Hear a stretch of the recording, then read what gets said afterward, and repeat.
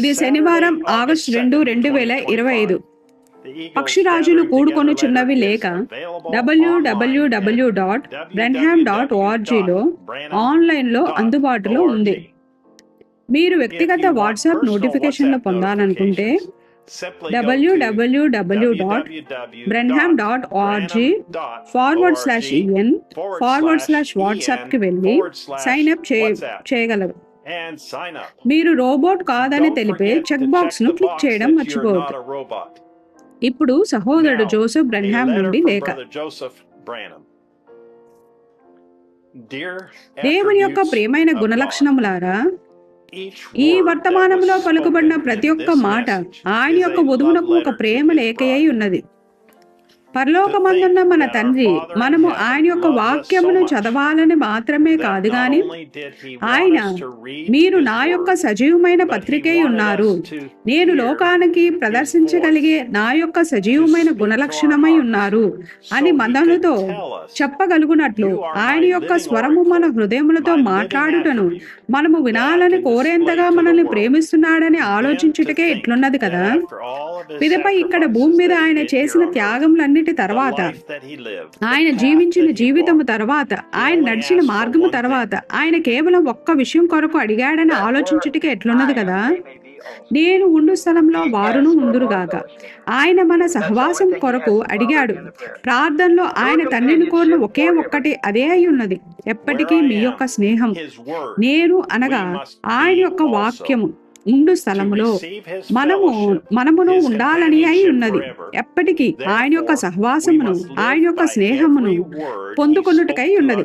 కావున ఆయన యొక్క కన్యక వాక్య వధువుగా ఉండుటకు టేపులలో ఆయన మనతో మాట్లాడిన ప్రతి మాట ప్రకారముగా మనము జీవించవలసి ఉన్నాము. అది మనల్ని పెళ్లి కుమారులో భాగముగా చేస్తుంది. అది ఈ గడియలో యేసుక్రీస్తు యొక్క ప్రత్యక్షత అయి ఉన్నది. వేరొక గడియలో ఆయన ఏమై ఉన్నాడో కాదు, ఇప్పుడు ఆయన ఎవరై ఉన్నాడు అనేదే అయి ఉన్నది.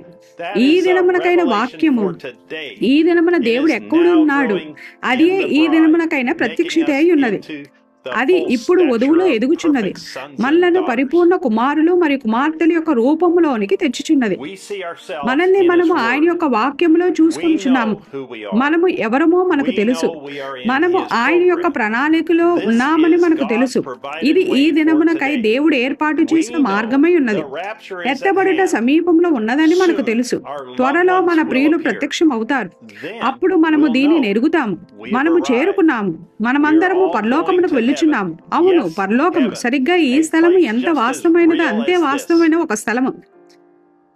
మనము ఎక్కడ అయితే పనులు చేయబోచున్నామో, ఎక్కడైతే జీవించబోచున్నామో అటువంటి ఒక నిజమైన స్థలమునకు మనము వెళ్ళబోచున్నాము. మనము పని చేయబోచున్నాము. మనము ఆనందించబోచున్నాము. మనము జీవించబోచున్నాము. మనము జీవమునకు ఒక వాస్తవమైన నిత్య జీవమునకు వెళ్ళుచున్నాము. మనము పరలోకమునకు ఒక పరదేశకు వెళ్ళుచున్నాము. పాపము ప్రవేశించక ముందు ఏదైనా తోటలో సరిగ్గా ఆదాము మరియు హవ్వ పనిచేసి జీవించి మరియు తినుచు మరియు ఆనందించినట్లే మనము తిరిగి సరిగ్గా అక్కడికే సరిగ్గా ఆ వెనుకకు మన దారిలో ఉన్నాము. మొదటి ఆదాము పాపం ద్వారా మనల్ని బయటకు తీసుకెళ్లాడు. రెండవ ఆదాము నీతి ద్వారా మనల్ని తిరిగి లోపలకు తీసుకుని వస్తున్నాడు. మనల్ని నీతిమంతులుగా తీర్చి మరియు తిరిగి లోపలకు తీసుకుని వస్తాడు. ఇది మనకు ఎంత విలువైనదో మాటలలో ఎవరైనా ఎలా చెప్పగలరు? మనం ఎక్కడైతే కలిసి నిత్యత్వం అంతా జీవించగలమో అటువంటి పరదేశకు మనం వెళుచున్నాము అనే దాని యొక్క వాస్తవికత. ఇక ఏ విచారమైనా, నొప్పి అయినా లేదా బాధ అయినా ఉండదు. కేవలం పరిపూర్ణతపై పరిపూర్ణత. మన హృదయములు సంతోషించుచున్నవి. మన అంతరంగంలో మన అంతరాత్మలు మండుచున్నవి. ప్రతిరోజు సాతానుడు మన మీద ఇంకా ఇంకా ఎక్కువ ఒత్తిడిని పెట్టించున్నాడు. కానీ అయినను మనము సంతోషిస్తాము. ఎందుకు? మనము ఎవరమో మనకు తెలుసు. మనము ఆయనను విఫలపరచలేదని మరియు విఫలపరచమని మనము ఎరిగి ఉన్నాము. మనము ఆయన యొక్క పరిపూర్ణమైన చిత్తములో ఉన్నామని మనము ఎరిగి ఉన్నాము. తన వాక్యము యొక్క నిజమైన ప్రత్యక్షతను ఆయన మనకు అనుగ్రహించాడని మనము ఎరిగి ఉన్నాము. సహోదరుడా జోసెఫ్, నీవు ప్రతి వారము ఒకే విషయమును వ్రాస్తావు. మహిమ, నేను దానిని ప్రతివారము వ్రాస్తాను. ఏలైనగా ఆయన మిమ్మల్ని ఎంతగా ప్రేమిస్తున్నాడనేది మీరు తెలుసుకోవాలని ఆయన కోరుచున్నాడు. మీరు ఎవరు, మీరు ఎక్కడికి వెళుచున్నారు అనేది తెలుసుకోవాలని కోరుచున్నాడు. ఛాయ నిజ స్వరూపముగా మారుచున్నది. మీరు వాక్యముగా మారుచున్న వాక్యమై ఉన్నారు. ప్రియమైన ప్రపంచమా, ఈ ఆదివారం జెఫర్సన్విల్ కాలమానం ప్రకారంగా మధ్యాహ్నం 12 గంటల సమయం అప్పుడు వచ్చి అనుసంధానములో మాతో చేరండి. నేను మిమ్మల్ని ఆహ్వానిస్తున్నందుకు కాదు, కానీ ఆయన మిమ్మల్ని ఆహ్వానిస్తున్నందుకై ఉన్నది. నేను టేపుని ఎన్నుకున్నందుకు కాదు, కానీ ప్రపంచవ్యాప్తంగానున్న వధువులోని భాగముతో కలిసి అందరము ఒకే సమయంలో వాక్యమును వినుట కొరకై ఉన్నది. ప్రపంచవ్యాప్తంగా వధువు అందరూ ఒకే సమయంలో దేవుని యొక్క స్వరమును వినడము సాధ్యపడుతుందని మనం గ్రహించగలమా? అది దేవుడే ఉండవలసి ఉన్నది. దేవుడు తన దూత అయిన ప్రవక్త ఇక్కడ భూమి మీద ఉన్నప్పుడు ఆయన అతని చేత దానిని జరిగించాడు. అందరూ అదే జెఫర్సన్విల్ కాలమానం ప్రకారంగా 9 గంటలకు, 12 గంటలకు, 3 గంటల సమయం అప్పుడు ప్రార్థనలో ఐక్యం అవ్వడానికి అతడు వధువును ప్రోత్సహించాడు. దేవుని యొక్క స్వరము వారందరితో ఒకే సమయంలో మాట్లాడుటను వినడానికి వధువు ఒక్కటిగా ఐక్యం అవ్వగలగడం ఇప్పుడు అది ఇంకెంత గొప్పగా ఉన్నది కదా. సహోదరుడు జోసెఫ్ బ్రెన్హామ్.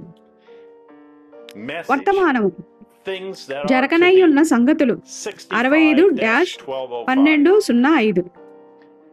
లేఖనములు పరిశుద్ధ మత్తయి 22వ అధ్యాయము 1-14 వచనములు. పరిశుద్ధ యోహాను 14వ అధ్యాయము 1-7 వచనములు. హెబ్రీలు 7వ అధ్యాయము 1-10 వచనములు. నోట్ మీ సౌలభ్యం కోసం లేఖనాలు యూట్యూబ్ లో మరొక వీడియోలో చదవబడ్డాయి. నోటిఫికేషన్ల కోసం ఈ యూట్యూబ్ వీడియోను సబ్స్క్రైబ్ చేసుకోండి మరియు దానిపై బెల్ నొక్కండి. మరలా కలిసేంత వరకు దేవుడు మిమ్మల్ని దీవించును గాక మరియు షలోమ్.